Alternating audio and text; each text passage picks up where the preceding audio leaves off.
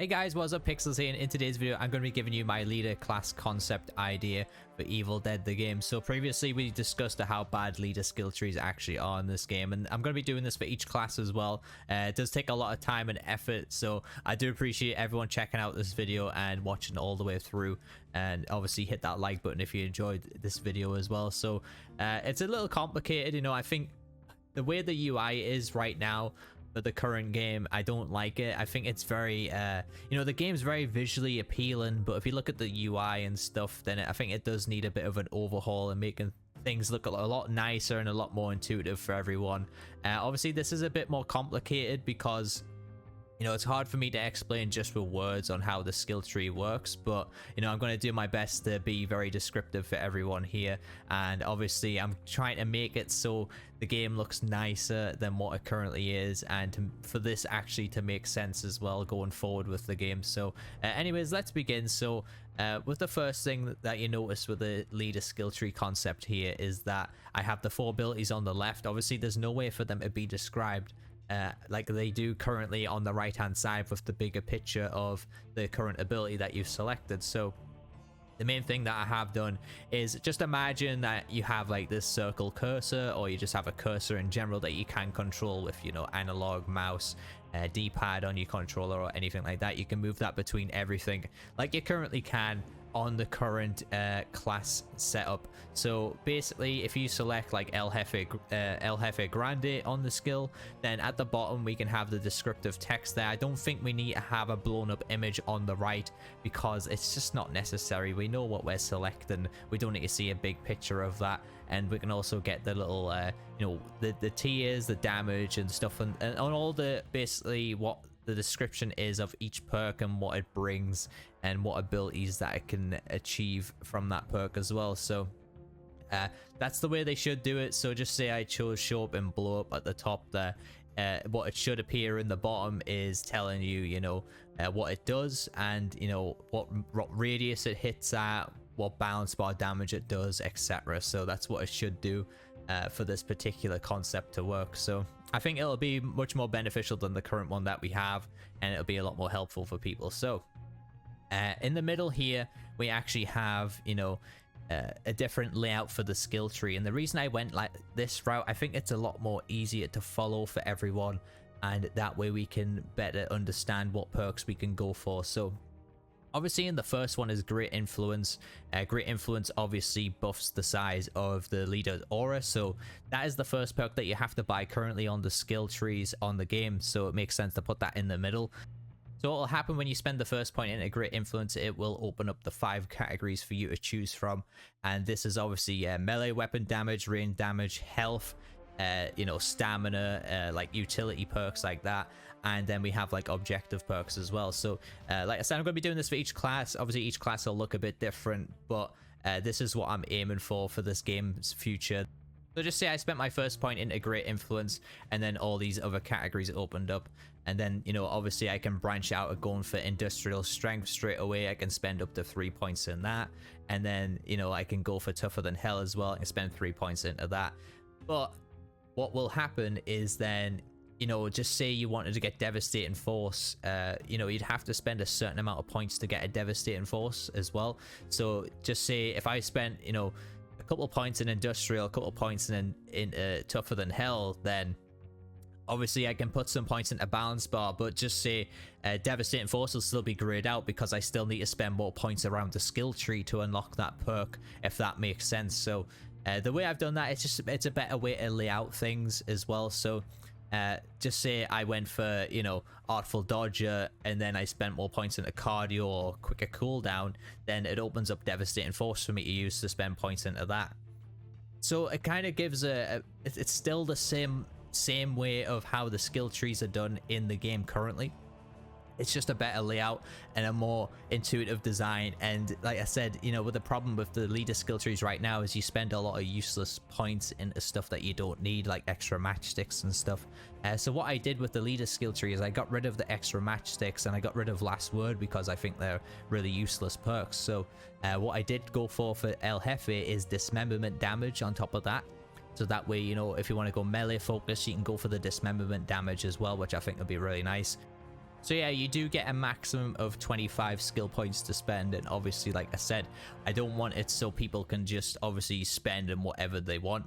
Like I said, some things will be locked before a minimum spend of skill points, which I think will be a really good method of keeping the current way things are done.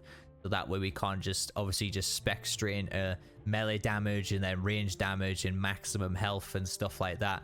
You're going to be forced to actually spend points into other things as well, like obviously going for Artful Dodger, cardio and stuff like that. I think it'll just be a better way to do it. Obviously, it's just a better design in my opinion.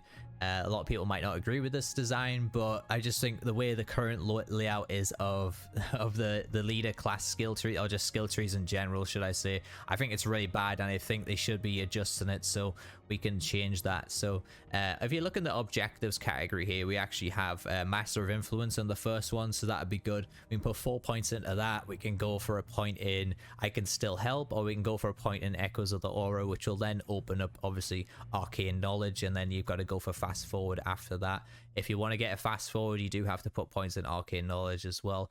It just makes more sense if you're going to go for the objective type of things. But like I said, this is just a concept idea. Obviously it's not perfect, you know, there is different methods that they should be possibly using where, you know, you can kind of branch out of these different skills using a different method rather than being forced to spend points into things that you don't want to spend in. So the next thing that I have made, and I think this is a really strong idea, and what they should be doing is obviously weapon spawns and masteries.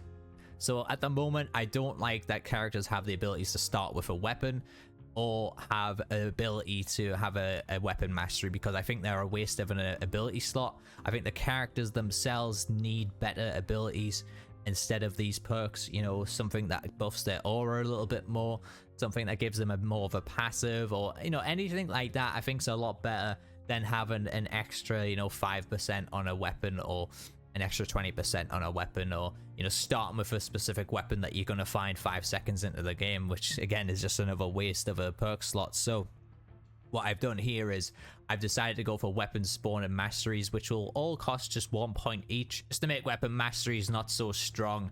I have decided that it requires a minimum of 23 skill points spent on the skill tree, so that way you can decide what weapon you want to spawn with and what mastery again from that.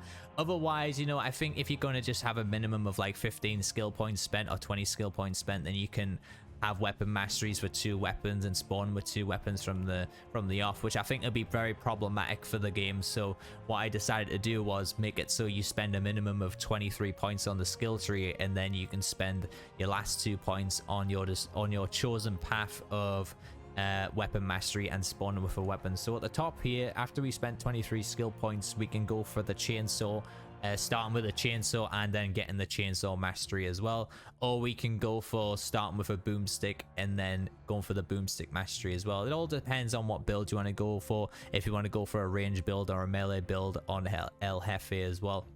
I think it's a really nice idea, because that way, once we do get the prestige system in place, so that every time we prestige a character, we can choose a new weapon mastery we can add to the list to choose from. So just say I prestige Leader Ash, I could then choose from adding like a mace mastery to my list, or I can choose to add a sword mastery to my list. But these are just one-time things, you can't respec these, so you have to choose the correct mastery that you want to have on this character indefinitely for the prestige to work that way.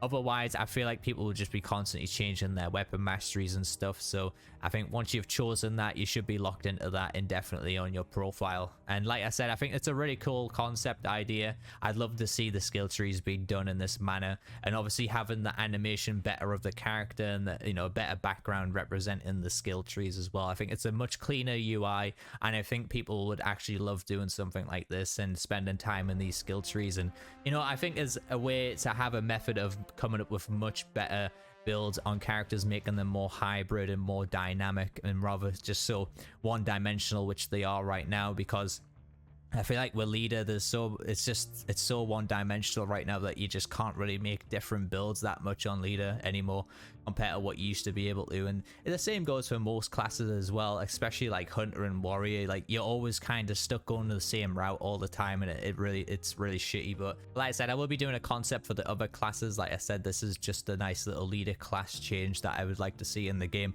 And hopefully the devs see this video, and hopefully they can take this type of concept on board of what we'd like to see in the future of the game, because honestly I think it's a good idea to have the skill trees spread out like this and a bit more descriptive, and you know, they're a lot more intuitive to use, and that way we can, you know, obviously make the characters much more better than what they are right now. So anyways, thank you guys so much for watching. Hopefully you enjoyed this video. If you enjoyed this video, leave me a like, leave me a comment down below, let me know what you guys think of this Leader class skill tree that I've decided to go for. If you do like the design of this as well, hopefully we can get this shared to the devs and they can make something like this as well, just to make the characters look a lot better as well.